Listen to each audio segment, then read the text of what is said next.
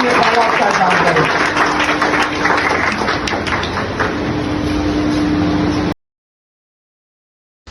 بسم اللہ الرحمن الرحیم.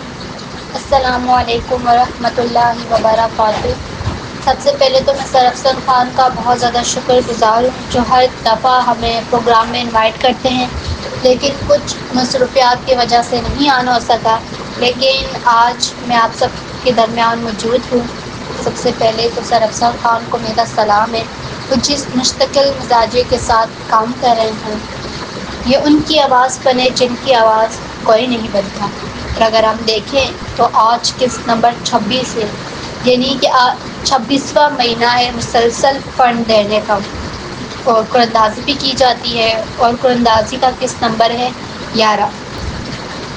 میری ماں اور میری بڑی بہن، آج میں آپ سب کے درمیان موجود ہوں ایک بہت خاص مقصد کے لیے.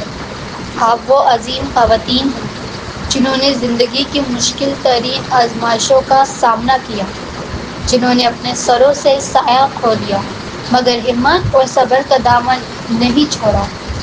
لیکن صرف نام کی نہیں، آپ وہ عظیم ہستیاں ہیں جن کے لیے ہمارے دین اسلام نے خاص مقام اور عظیم وعدے رکھے ہیں.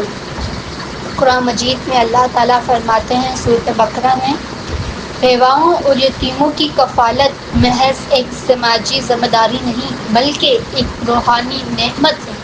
نبی کریم صلی اللہ علیہ وسلم نے فرمایا، میں اور یتیم کی کفالت کرنے والا جنت میں ایسے ہوں گے. آپ نے اپنی دونوں انگلیاں ملا کر دکھائی کہ اس طریقے سے میں اور یتیم کی کفالت کرنے والا جنت میں ایسے ہوں گے.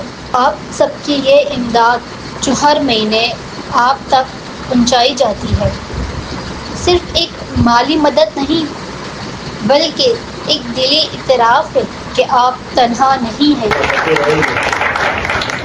ہم آپ کے ساتھ ہیں، آپ کی دعاؤں کے طلبگار ہیں، اور یہ ہمارا فرض ہے کہ ہم آپ کی مدد کریں، کیونکہ نبی کریم صلی اللہ علیہ وسلم نے فرمایا، جس نے کسی بیوہ یا مسکین کی خبر گیری کی وہ اللہ کی راہ میں جہاد کرنے والے کی مانند ہے. میری ماؤں اور میری بڑی بہنوں، آپ کی دعائیں ہمارے لیے سب سے بڑی دولت ہے. آپ کے چہرے پر آنے والی مسکراہٹ، آپ کے دل میں امید کی ایک کرن، یہ سب ہمارے لیے باعث رحمت ہے.